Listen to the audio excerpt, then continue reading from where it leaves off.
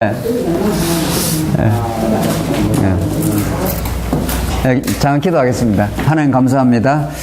우리 목회자 캠프로 저희들을 부르셔서 성경이 하나님의 감동으로 주어진 계시의 말씀임을 저희들 이 언약 성취의 귀한 논리를 통해서 깨달아가게 하심을 감사합니다. 마태복음이 가리키는 참으로 놀라운 그 복음의 메시지를 저희들 잘 정리하고 깨달으며 그렇게 증거할 수 있도록 인도해 주시옵소서. 예수님 이름으로 기도합니다. 아멘. 네, 마태복음 우리가 1박 2일 동안 이제 목사님들이 잘 발표하고 또 발표뿐만 아니라 우리가 같이 이제 자꾸 코멘트하고 토론함으로 우리의 그 깨달음을 더 폭넓게 또 바르게 이렇게 할 수 있도록 그렇게 해서 귀한 시간을 가졌습니다. 오늘 마지막으로 마태복음 이제 뒷부분인데 뒷부분 이제 구약 언약의 성취가 첫째 파트고 두 번째가 선지자 직임 이제 왕직 왕위의 직임 마지막 네 번째가 제사 직임 그 흐름이 어떻게 그 이해되어야 되는가 하는 것이 마지막 그 정리를 해보겠습니다. 우선 서론적으로 이미 우리가 어떤 그 성경을 연구하더라도 성경 전체 주제 또 전체를 아우르는 언약 성취의 구조 이 큰 틀이 얼마나 중요한가 이것이 우리 연구소의 그 신학적 정체성입니다. 뭐 이 부분에 대해서는 여기에 오늘 참여하시는 모든 분들이 그 함께 공감을 하고 이미 또 그 중요성을 같이 각권을 우리가 연구해 가면서 또 확정해 가는 입장에 있습니다. 이렇게 되는 거죠. 우리는, 우리가 처하고 있는 게 프로테스탄트 개혁 신앙 입장인데, 이제 개혁 신학이 500년 동안 나름대로 중요한 소임을 했지만은, 또 한계가 있었다. 그래서 새로운 신학 패러다임으로 갈 수밖에 없는 그런 하나님께서 이 시대에 선물을 주셨다. 우리는 그렇게 믿는 거죠. 그래서 우리는 이른바 성경신학적 관점이라고 하는데 성경이 이렇게 이게 절대적인 진리로 있는 거죠. 하나님께서 하나님 계시로 있는데 로만 가톨릭이라는 입장에서 로만 가톨릭의 입장에서 성경을 어떤 부분을 확대 왜곡해서 이제 가톨릭 신학이 나온 거죠. 그러니까 특히 이제 로만 가톨릭 신학은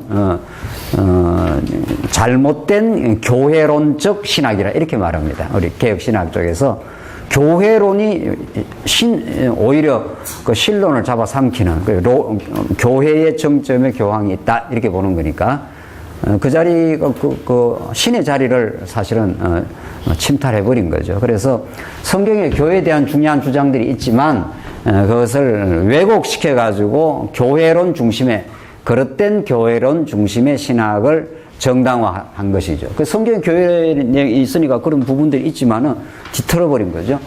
이것을 비판하고 나온 것을 우리는 이제 구속사 신학, 우리 루터나 칼빈이 교황이 구원을 분배해 줄 수도 있고 분배해 줄 수도 없다. 이런 로만 가톨릭의 신학을 비판하면서 오직 믿음으로만 예수 그리스도로만 구원이 있다. 뭐 그 자체는 중요한 거죠. 이신칭이 예수를 믿음으로만 우리는 의롭다 함을 받는다. 이게 성경의 중요한 뭐 진리의 내용인 건 사실이죠. 그러나 이것도 성경 전체를 커버할 수는 없고 그래서 이제 성경 신학전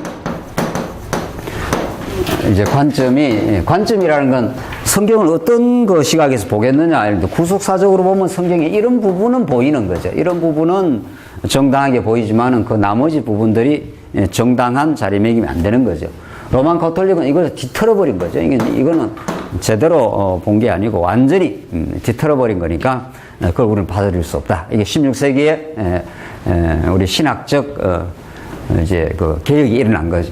그래서 성경신학적 관점이라는 건 이 성경은 하나님의 자기 계시이고 언약과 성취라고 하는 이런 하나님의 자기 계시의 원리를 하나님께 주셨고 그 정점에 예수 그리스도가 딱 있는 거죠. 그 예수 그리스도가 언약의 자손이고 언약의 성취자이시고 그렇게 예수 그리스도 사건을 통해서 하나님이 살아계신과 그 위대한 속성을 5대 속성의 영광을 드러내신다. 그 하나님 여호와시다 하는 그런 더 포괄적인 체계로 성경 전체를, 그러니까 이거는 성경 전체를 아우르는 이런 원리를 주셨다. 우리는 그렇게 믿고 그렇게 지금 우리 공부를 해 나가고 있는 거죠.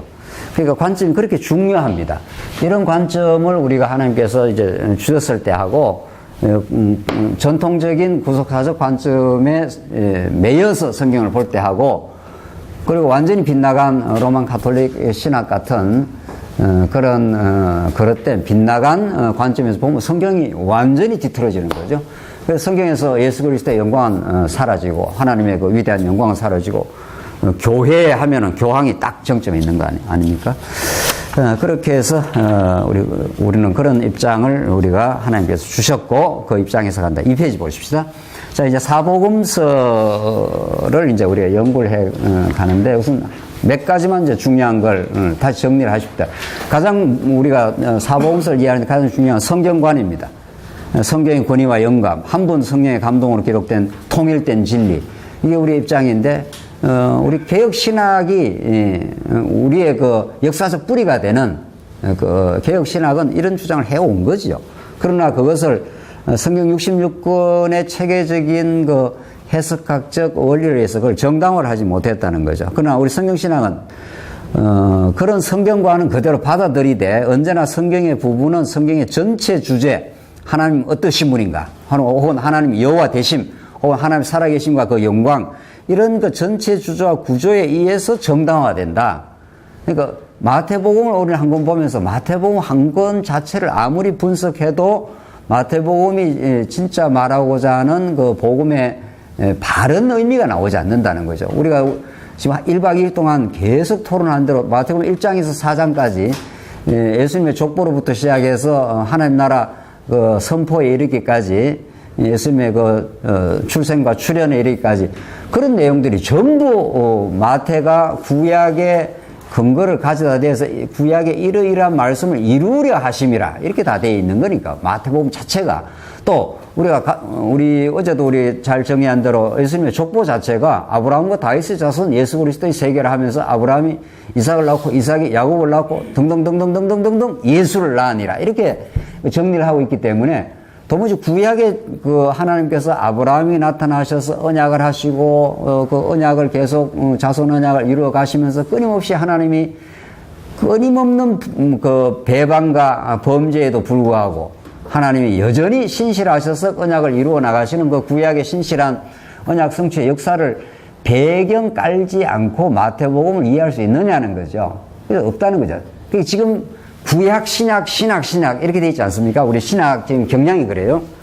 지금은 조금 보수주의자들은 바뀌긴 했지만 약 한 150년, 200년 동안 구약, 신학, 신약, 신학 이렇게 해서 이 파트가 나눠져 있습니다. 아예. 여기에 전공하는 학자가 있고 여기에 구약 신학의 뭐 폰 라더 같은 사람들은 뭐 구약의 신학적인 대가다 이렇게 말한단 말이죠.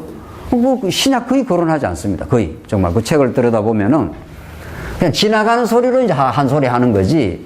그럼 그렇게 될 수가 없는 거죠. 우리는 구약 신학은 구약은 신약에 의해서 정당화되고 신약은 구약의 근거에 서 정당화가 되는 그렇게 한 권으로 하나님이 디자인해 놓고 기획을 해 놨는데 그 하나님이 그 기획해 놓은 그 기획의 의도를 따르지 않고 이 인간들이 또 말이 좀 거칠어지잖아요.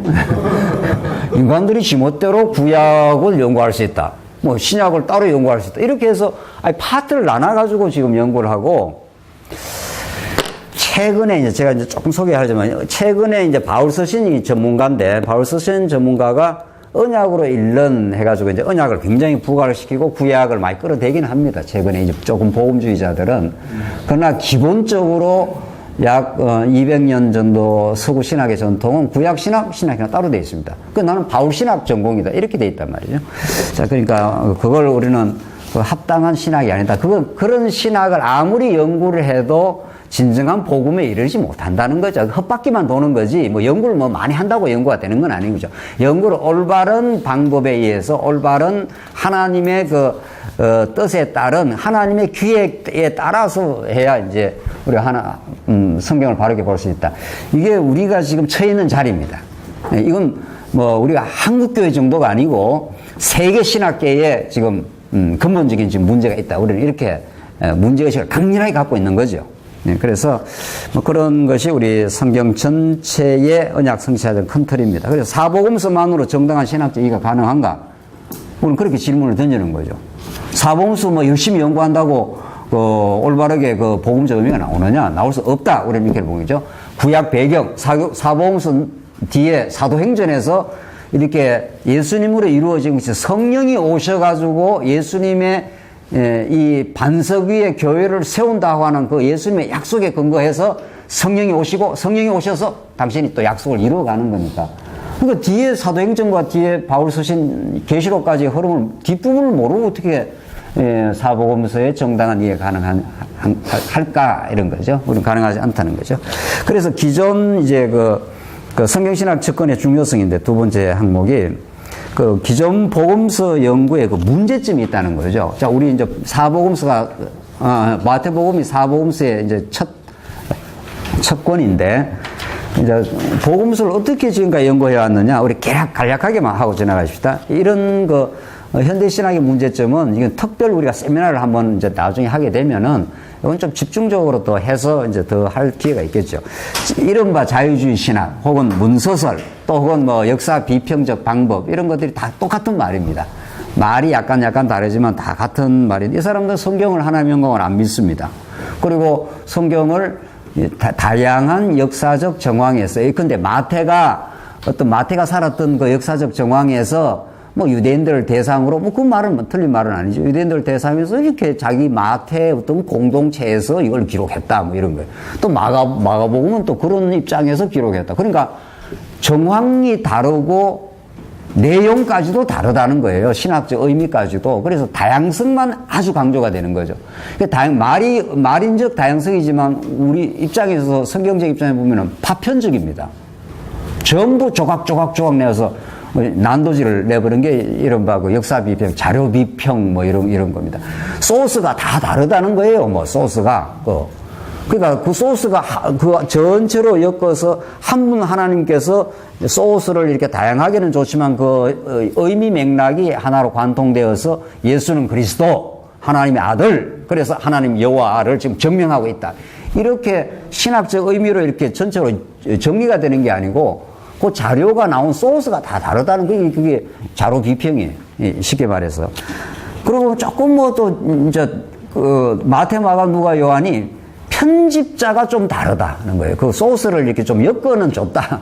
그러니까 그 마태, 마가, 누가, 요한은 그냥 편집자일 뿐이에요. 그 사람이 하나님이 영감을 해서 그 사람을 통해서 하나님의 계시의 복음을 기록한 사람이 아니고 문서서를 좀 너무 소스가 다른 문서들이 돌아다니니까 그걸 조금 편집한 수준이다. 뭐 이런 이야기. 이 말 같지도 않은 거 우리 신학적으로 말하면 말이죠. 그 사람들 그런 이제 문헌학 혹은 언어학적으로만 정하기 때문에 신학적 의미가 정발되어 버렸습니다. 하나님이 어떠신 분인가? 예수는 얼마나 우주를 만유를 통치하시고 교회에 지금도 머리가 돼서 통치하는 분이신가? 이런 신학적 전망과 차원이 사라져 버린 거죠. 그래서 복음주의자들이 그건 아니다. 이런 계속해서 복음자들이 그 진리를 변증하려고 방어하려고 애를 쓰고 있습니다. 넘어가겠습니다. 3페이지. 그래서 복음주의자들 혹은 보수주의자들은 우리 한국에서는 박윤선 박사님 같은 경우는 아주 고전적 접근인데 여러분 박윤선 박사님 그 주석을 대략 다 보시지 않겠어요?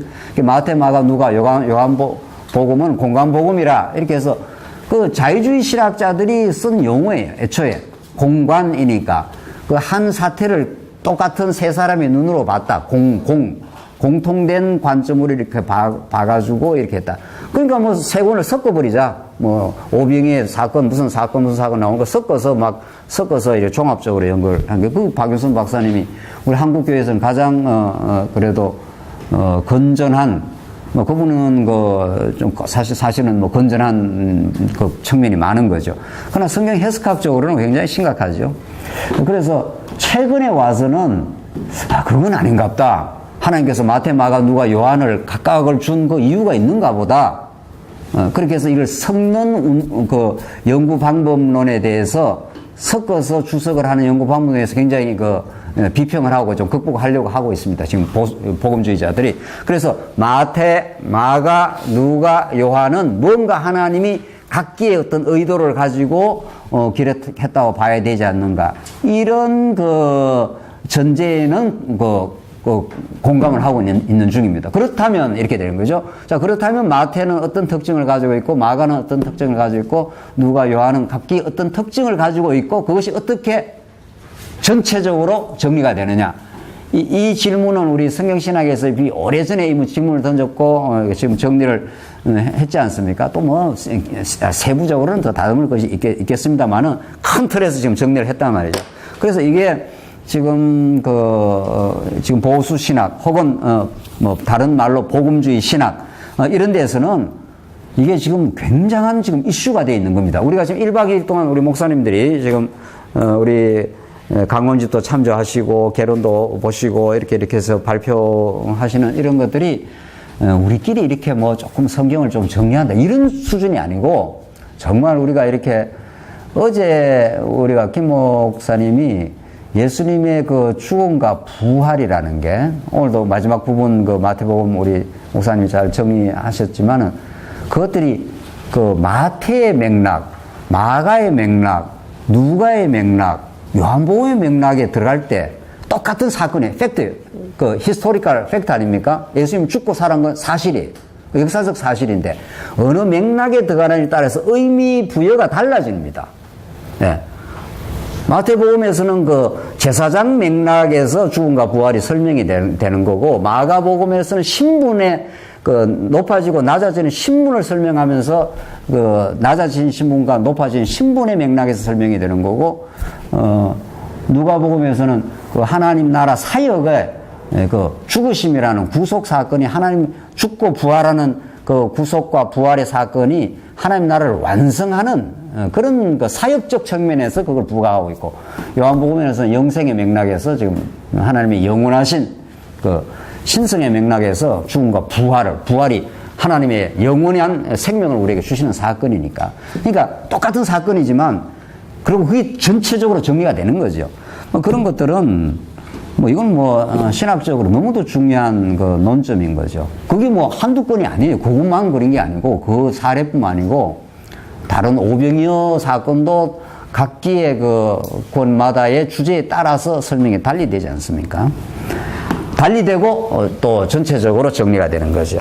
그래서 지금 보수주의자들이 각 권의 그 신학이 다르고 뭔가 그 전체를 아우르는 통일성은 있어야 된다. 이 정도까지는 와 있습니다. 그러나 그건 사실 각 권이 어떤 독특성을 가지고 있고 또 다양성을 가지고 있으면서 우리는 예수 그리스도 사건으로 전체적으로 정리가 되고 하나님의 아들 예수 그리스도로 딱 이렇게 정리가 되지 않습니까?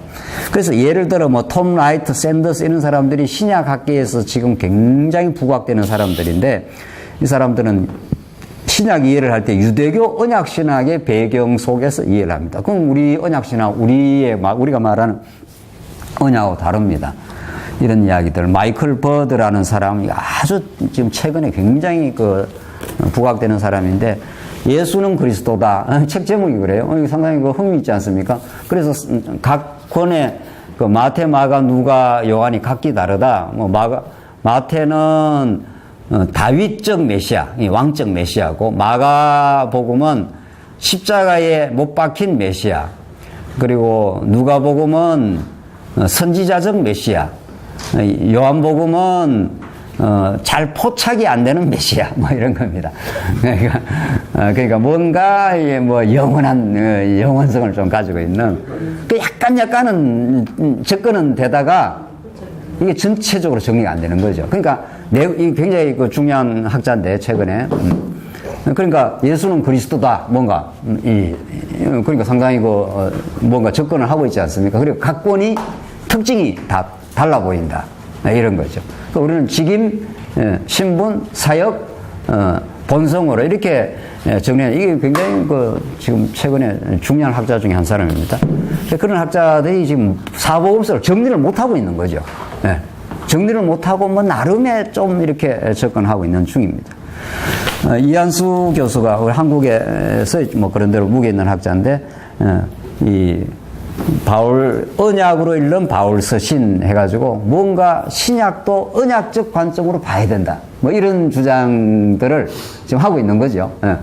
그러니까 우리가 지금 성경신학에서 말하는 게 정말 그 학자들이 굉장히 고민하고 찾아보려고 언약적 관점에서 복음서라든가 바울 서신을 보려고 애를 쓰고 있는 겁니다. 지금 학자들은 이렇게 복음서를 뭔가 통일되고 다양한 것들이 뭔가의 통일성이 있다. 지금 우리가 그렇게 보고 있지 않습니까? 하나님께서 이렇게 파괴해서 그런 것들이 굉장히 막 접근하려고 애를 쓰고 삐끄러지고 지금 그런 중에 있습니다. 그래서 우리가 이걸 이렇게 성경적으로 또 우리 신학적으로 잘 정리하는 건 놀라운 하나님이 정말 그 은혜의 선물입니다. 김세용 교수는 한국에 나온 아주 저명한 세계적인 학자라고 그러지 않습니까? 복음서를 하나님 나라 복음으로 보고 바울서 신을 칭의의 복음, 이 둘이 관련성이 있어 보인다. 여기까지는 왔습니다. 그러나 이것을 언약의 관점에서 하나님 나라와 칭의를 총체적으로 정리는 못하고 있습니다. 이런 부분들은 좀 우리가 한번 특별 세미나를 통해서 더 한번 정리를 하도록 하고, 하여튼 결정적 한계는 이런 신약학자들이 지금 제가 거론한 건 굉장히 한국에서나 해외에서 지금 아주 학회에서도 강력한 목소리를 높이는 학자들입니다. 이 사람들이. 그럼 구약과의 연관성이 너무 취약하고 성경 전체의 언약적 관련을 놓치고 있고 보려고 애를 쓰곤 있죠. 이런 학자들은. 그러나 그래서 이 복음서를 통해서 하나님의 존재와 속성의 계시로, 궁극적 하나님의 그 자기 계시로, 여호와 되심으로 이렇게 전진을 못한다는 겁니다. 그래서 우리 성경신학적인 접근을 보십시다. 성경 전체론적, 언약 선지사적 우리는 접근을 하겠다. 이런 입장에 우리는 있습니다. 그래서 성경 전체의 언약 선지사적 구조와 주제에 의해서 우리는 사복음서를 접근을 하겠다. 이렇게 되죠. 우리가 늘 강조하는 대로. 그러니까 우리가 사복음서를 접근이 이제 우리가 연구를 할 때 가장 중요하잖아요. 어떻게 이제 접근을 할 거냐. 접근을 엉터리로 하면 아무리 연구해도 답이 안 나오잖아요. 그러니까 사복음서가 여기에 이제 신약에 여기에 위치하고 있는데, 위치하고 있을 때 그냥 여기에 쑥 들어가지 않는다 이런 뜻입니다. 우리는 마태복음에 쑥 들어가고 뭐 마태복음 연구 이렇게 안 한다는 겁니다.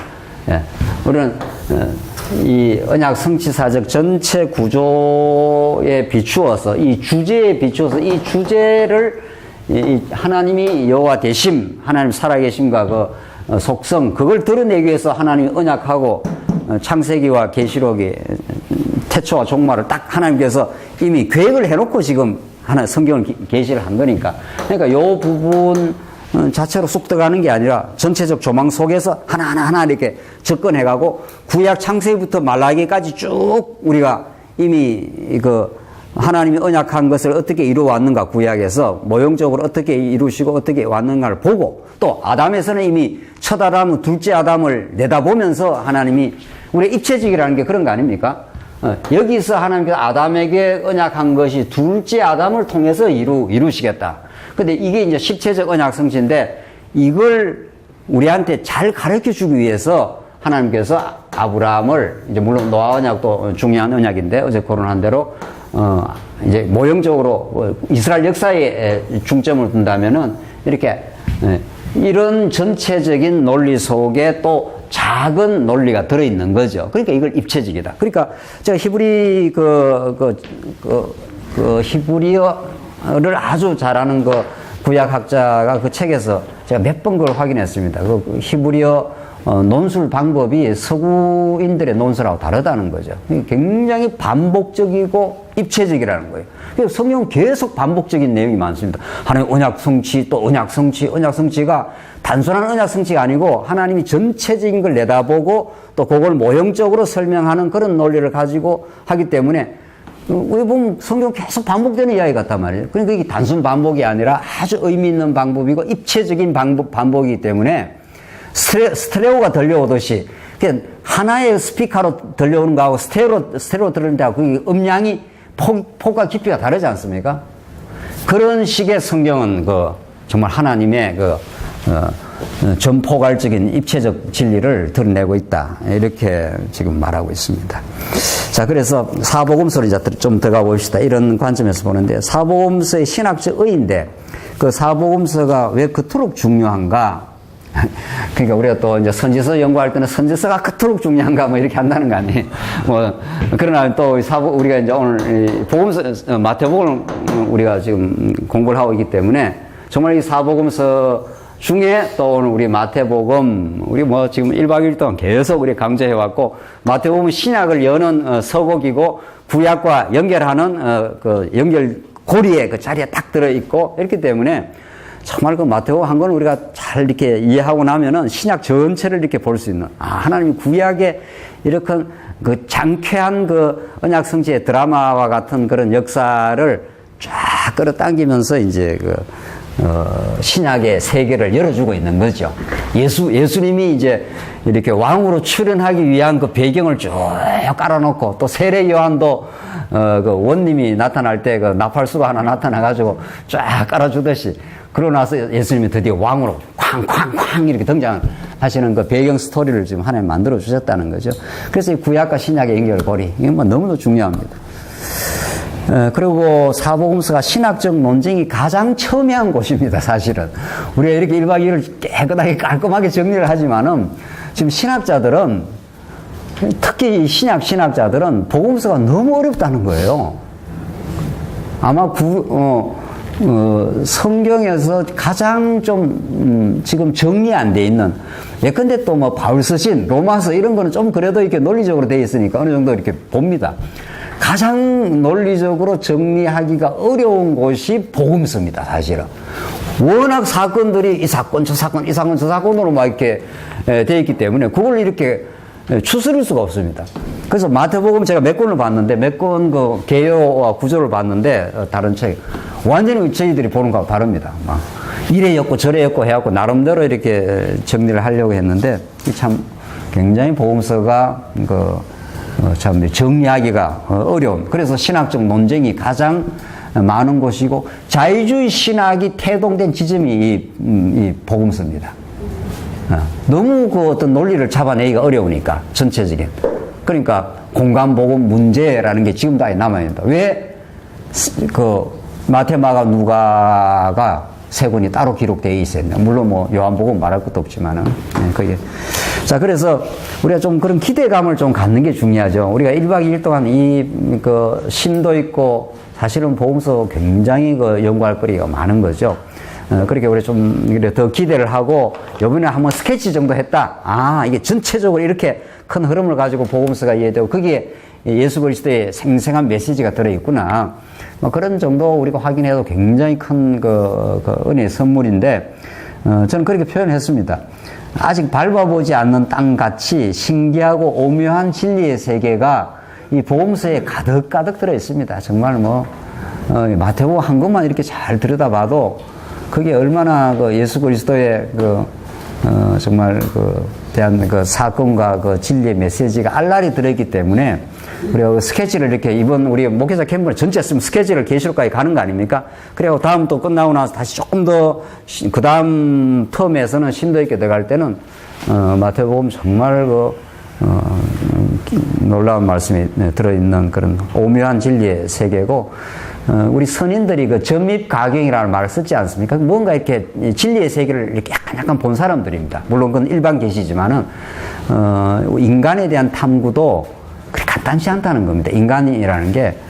그래서 들어가면 들어갈수록 점입이니까, 들어가면 들어갈수록 가경이니까 점점 아름다운 경치가 열린다. 이런 것들이 이 성경 진리 아닌 이 세계에 대한 진리를 탐구하는 사람들도 그런 표현을 쓰는 걸로 봐서, 우리 성경 마태복음 혹은 사복음서가 굉장히 광활하고 심도 있고 정말 중요한 복음 진리가 담겨 있다. 이런 우리가 좀 기대감이 필요하지.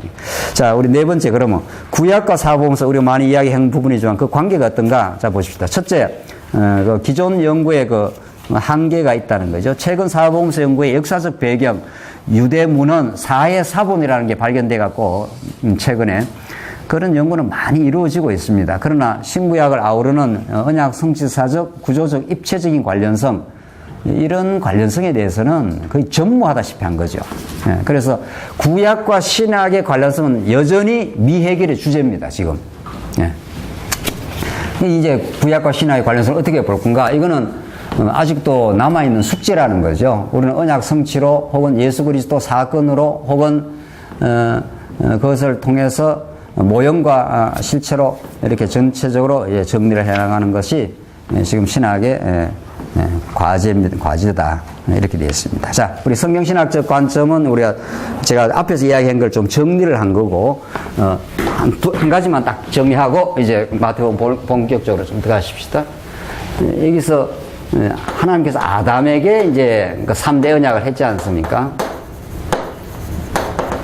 이게 이제 하나님 나라에 관한 언약이라 우리는 그렇게 정리를 하는데, 이제, 그리고 하나님께서 노아를 거쳐서 아브라함에게 주시고, 아브라함 언약을 이룬 가운데 이제 모세 언약. 이게 이제 마태복음을 이해하는 전체적 배경 아닙니까? 그러니까 아브라함 언약은 아담 언약의 그 3대 언약을 그대로 동일한 형식으로 받아갖고 자손 땅 통치로 구약에서 이룬 거 아닙니까? 그걸 이루는 과정에서 하나님께서는 모세 언약을 주신 거죠. 왜 이렇게 된 거죠? 이 부분이 아주 중요한 부분이죠. 이제 마태복음하고 바로 직결이 되는데, 자, 마태복음 보십시다.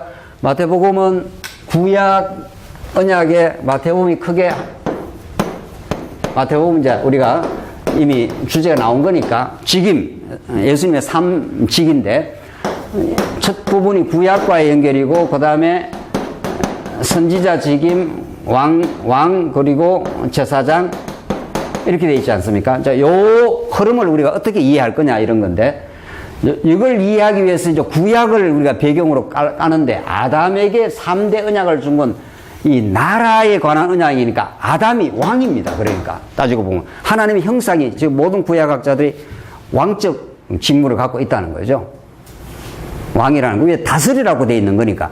그러니까 자손 땅 통치가 다 중요하지만은 자손과 땅은 마지막에 통치에서 이제 최종 정리가 되는 거니까. 그러니까 아담이 왕적 기능을 갖고 있다는 거예요. 하나님의 형상이라는 게. 그러니까 마태복음에서 이 왕이라는 게 이미 구약에 이미 예고가 되고 있는 거죠. 그리고 하나님이 아브라함에게 그 자손 땅 통치 언약을 했는 것이 다윗 뭡니까? 왕에 의해서 절정을 이루는 거니까. 그러니까 왕이라는 게 구약에서 얼마나 중요한 하나님의 계시의 방편이냐는 거죠. 왕이라는 게 모든 걸 지배하고 통치하고 마음대로 주관하는 존재니까. 그러니까 하나님이 가장 우리가 잘 이해할 수 있도록 하나님의 그 전능성 혹은 주권성, 절대성을 왕을 통해서 보여주시는 거죠. 그러니까 아담이 왕적 기능을 갖고 있어요. 자, 아브라함에게 언약한 것이 다윗 왕에서 맹왕으로 이루어지는 거니까. 그리고 이제 창세기 2장에서 하나님께서 그 에덴 동산을 경작하여 지키게 하라 하는 게 아바드라는 것이 그 섬기다, 예배하다라는 뜻이라는 것이 모든 학자들이 그렇게 지금 보고 있어요. 그리고 우리 성경신학적으로 보면은 선악과와 생명나무를 주지 않습니까? 그냥 생명나무를 줘서 그냥 거기에서 4대 강에서 물이 흘러나오고 철철철철 생명수 강가 에덴은 그렇게 좋은 곳입니다. 그러니까 생명나무를 먹고 하나님의 생명을 누리고 영원히 잘 살도록, 그러니까 하나님 놔두면은 타락 같은 거 안 생깁니다.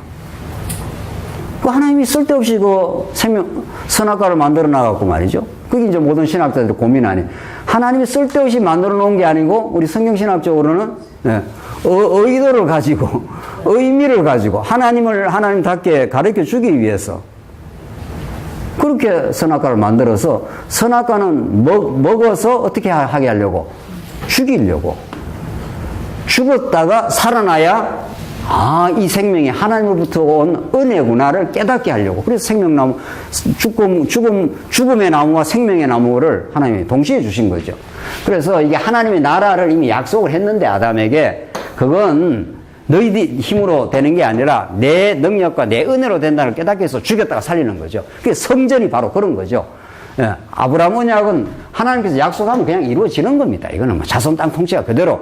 그런데 하나님이 애굽에다가 집어넣었다가 빼는 거 아닙니까? 애굽에 집어넣어 빼니까 거기서 나오는 광야에서 이스라엘 백성들이 전부 범죄하고 반역하고 모세 다 거부하고 그런 그 백성들은 스스로의 능력으로는 하나님 나라를 이룰 수가 없죠. 그런 백성들을 하나님이 잘 아시고 모세에게 내가 너희들에게 이 언약을 지키면 하는 것이 지금 히브리어 용법에 따르면 그게 선언입니다. 선언. 지키게 되어 이미 지키게 하는 것이 바로 거룩한 백성 제사장 나라를 만들어 주겠다. 제가 최근에 확인한 그 히브리어 그 용법에 따르면 그게 조건문이 아니라는 거예요. 우리 이미 성경신학적으로 그걸 조건문이 아니라는 걸 큰 선에서 정리했는데 지금 히브리어 그 학자들의 주장에 따르면은 그 조건문이 될 수가 없다는 거죠. 누가 지키면 내 해준다는 게 말이 되겠어요? 이미 선언으로 그게 표현이 되는 거지. 그래서 하나님이 이 죄악 덩어리는 인생을 거룩한 백성으로 또 하나님 앞에 용서받으려면 성전에서 제사를 드려야 되니까. 그 얼마나 제사장 나라라는 개념이 중요합니까? 그래서 하나님이 은혜를 베풀어 주겠다는 게 모세 언약입니다. 그러니까 이 아브라함 언약과 모세 언약은 원형적으로 이미 하나님께서 아담을 통해서 통치하게 하되 이미 죽이고 살리고 하는 것이 그 에덴 동산에 나오지 않습니까? 그래서 우리가 한번 죄악 가운데 죽었다가 탕자가 한번 나가서 죽여 죽는구나, 죽음을 경험하고 돌아와야 그 은혜가 얼마나 큰지, 아버지의 은혜가 얼마나 놀라운지를 성경 전체가 지금 그걸 지금 하나님의 그 살아계신과 그 풍성한 은혜를 가르쳐 주는 거니까. 그래서 이런 배경 속에, 그러니까 여기는 아담이 왕이기도 하고 사실은 제사장이기도 한 겁니다. 이 아브라함 언약에서 이미 하나님 나라를 가르쳐 주고 모세 언약을 통해서 제사장 나라 혹은 성전 제도를 이미 예시하고 있지 않습니까? 그게 마태복음에서 그대로 이루어지는 거죠. 예수님이 왕으로도 오시고 제사장으로도 오시는 거니까. 그걸 가르쳐 주는 게 선지자니까. 그러니까 선지자라는 것은 이 땅에 속한 사람들이, 우리가 지금 땅에 속했는데 성경에서 자꾸 바울이 땅의 것을 바라지 말고 위의 것을 봐라, 아래 것을 봐라, 위의 것을 봐라, 하늘을 봐라, 이 말. 성경에서 하늘이라는 건 우리가 보는 저런 하늘이 아니고 영원한 나라, 신령한 나라, 진리가 있는 나라, 이런 뜻이죠. 우리 땅에 속한 건 다 죄악된 거니까. 그러니까 죄악된 우리 인생들은 하늘의 뜻, 영원한 뜻을 가르쳐 주는 이걸 여기 전달해 주는 선지자가 없으면 완전히 혼돈과 어둠이죠. 그러니까 하나님께서 태초에 하늘과 땅을 지는데 하늘의 진리를 가르쳐 주는 거고, 따지고 보면 땅이 혼돈하고 공허하며 흑암이 깊음 위에 있었더라. 캄캄한 어둠이 있었던 거죠. 거기에 빛이 오는 거죠. 그래서 빛 하는 것은 구약에선 선지자들이 하늘의 뜻을 가지고 너희들이 어떤 존재이고 하나님께서 왜 너희들을 죄악 가운데 가두었고 그래서 너희들이 왜 망했고 그러나 반드시 회복된다. 이게 선지자들의 역할 아닙니까? 선지자들이 하늘의 뜻을 이 땅에 전달해줘. 그러니까 선지자가 먼저 나와야 되는 거죠. 우리 마태복음 들어가는데 선지자가 뒤에 나오면 안 되잖아요. 그러니까 예수님이 참 선지자라고, 구약에는 그렇게 한번 망하지만 회복된다. 하나님이 여호와 되심을 그 빛된 그 소망을 여호와 하나님 빛이시니까 그걸 가르쳐 줬지만은 이제 예수님이 진짜 참 선지자라 오신 거니까 그 선지자 하는 일이 이 왕이 다스리는 하나님의 나라와 왕이 죽어줌으로 그 무한한 은혜를 증명하겠다는 이게 복음이니까 이 복음을 전달하는 자가 선지자니까. 그리고 예수님 오셔서 심령이 가난한 자는 복이 있나니 천국이 너희의 것임이라. 이렇게 해서 천국을 지금 설명하고 있지 않습니까? 왕이 다스리는 나라. 너희들이 왕이 아니다. 너희들이 신이 아니야.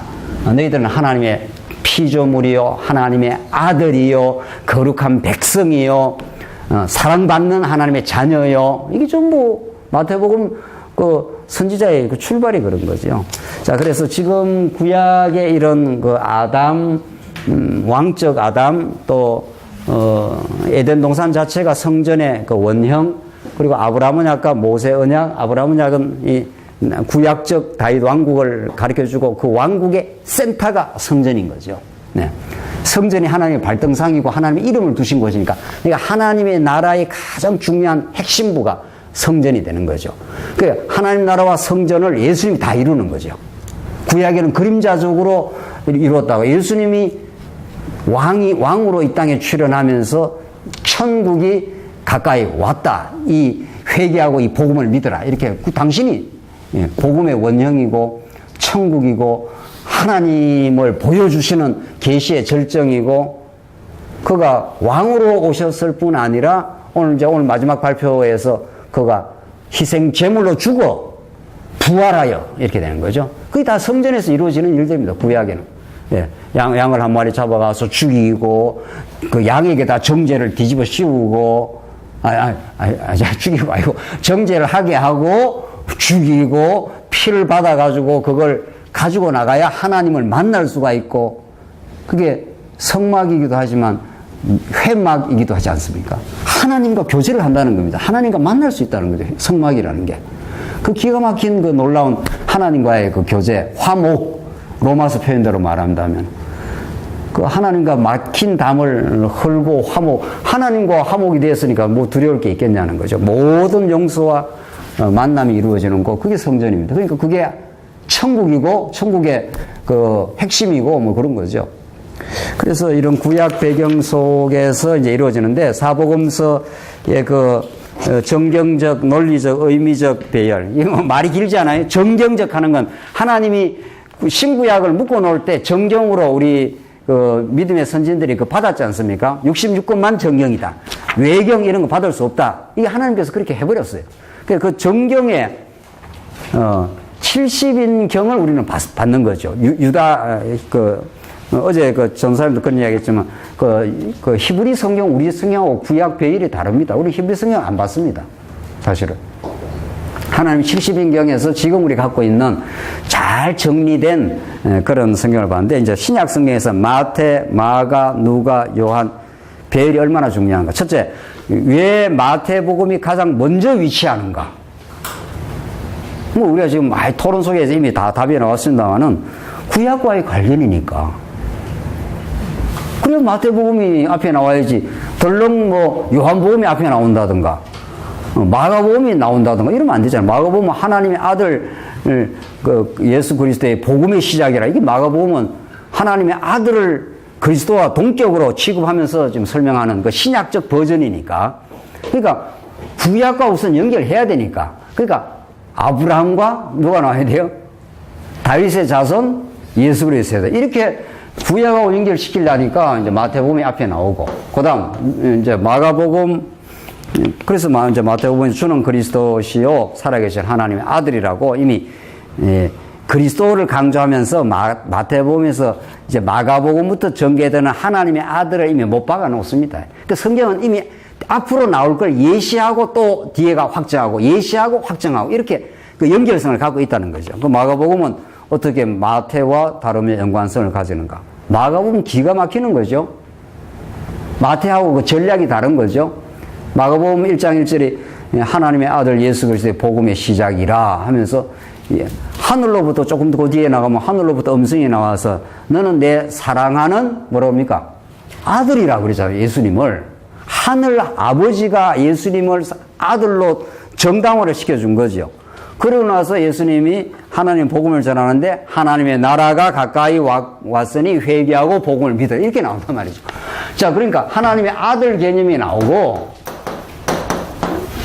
하나님의 아들 예수 그리스도의 복음이라 해서 마태복음에서는 삼직이 현저하게 드러나지만 선지직, 왕직 이게 드러나지만은 마가복음에서 삼직을 부정하는 게 아니라 삼직을 그대로 이어받으면서 신약에서 더 독특하고 신약적 개념으로서 예수님이 하나님의 아들을 이렇게 전면에 내세웠지 않습니까?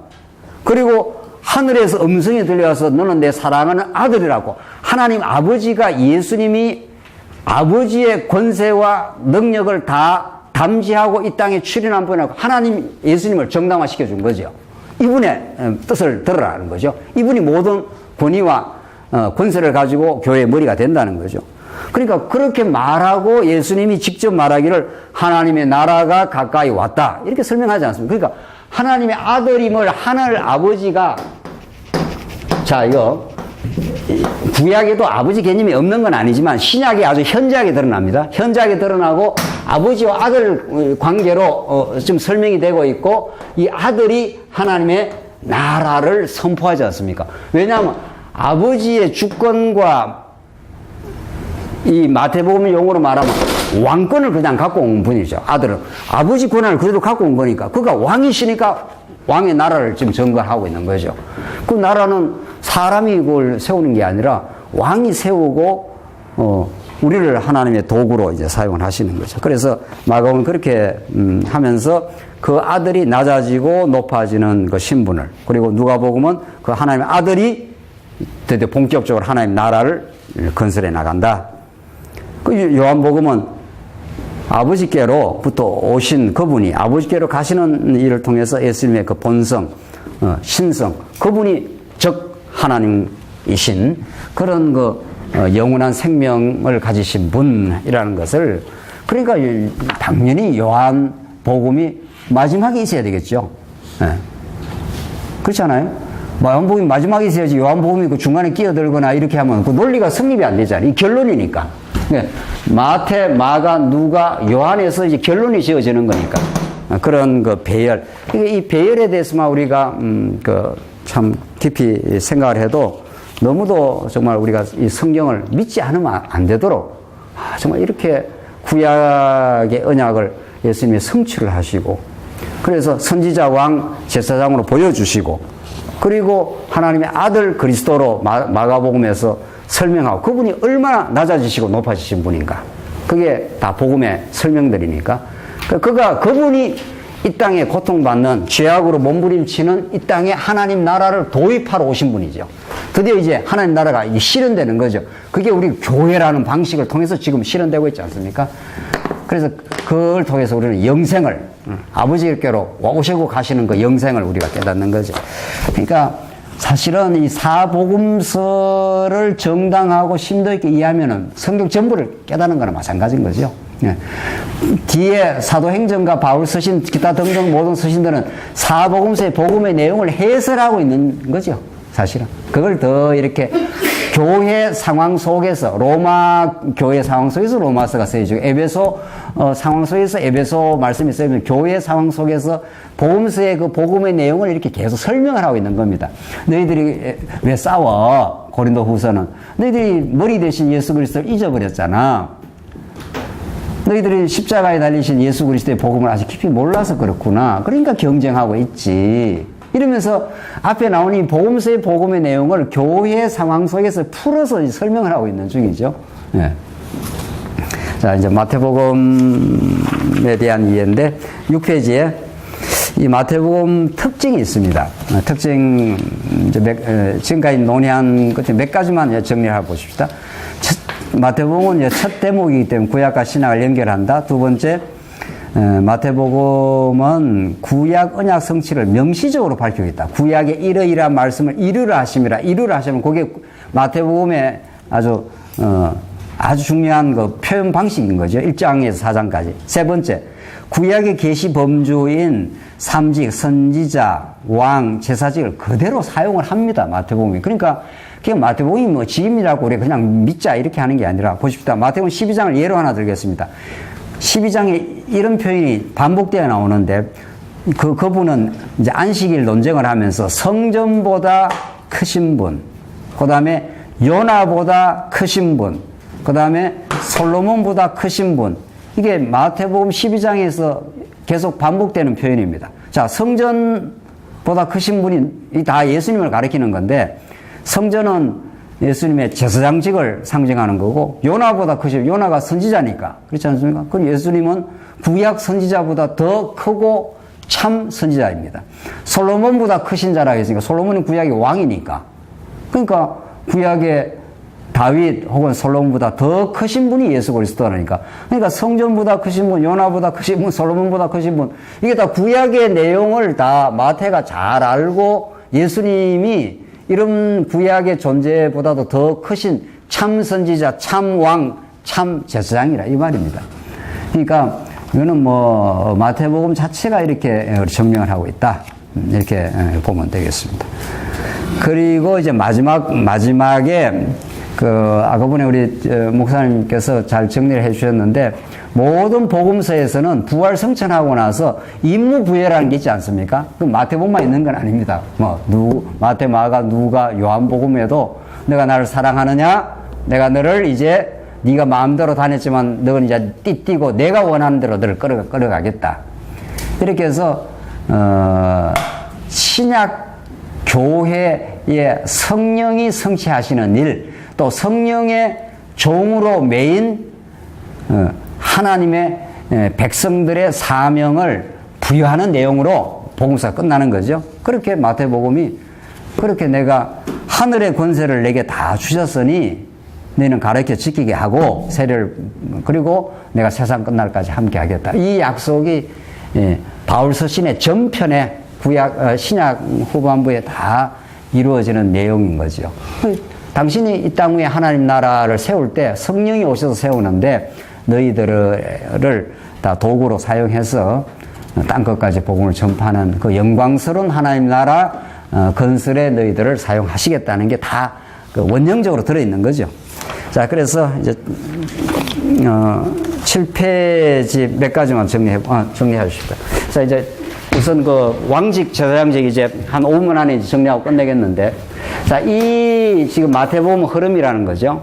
어제도 잠깐 이야기했지만은 구약의 그 광활한 언약을 이제 마태복음에서 성취함으로 하나님이 정말 살아계신 여호와다. 아브라함이 이삭을 낳고 이삭이 야곱을 낳고 그 한 사건 자체가 생생한 하나님의 그 역사 주관과 신실함을 보여주는 거죠. 하나님이 살아계시고 언약에 신실하지 않으면 아브라함 이삭을 낳을 수가 없습니다. 또 낳을 수 없도록 만들어버렸지 않습니까? 폐경기가 되도록 만들어 버리고 나서 25년이 지나고 나서 얼마든지 뭐 그 전에 나올 수 있지만 하나님이 당신의 능력으로만 된다는 거, 그걸 가르쳐 주기 위해서 그렇게 역사를 섭리하시고 하나님 살아계심을 언약의 계보를 통해서 이렇게 증명을 했습니다. 자, 그렇게 구약의 언약을 증명하신 하나님은 이제 마태복음에서는 이렇게 복음을 설명하겠다는 겁니다. 당신의 그 세 가지 직음을 통해서 지금 우리가 여러 차례 강조했지만은 선지자가 얼마나 중요하다는 거예요.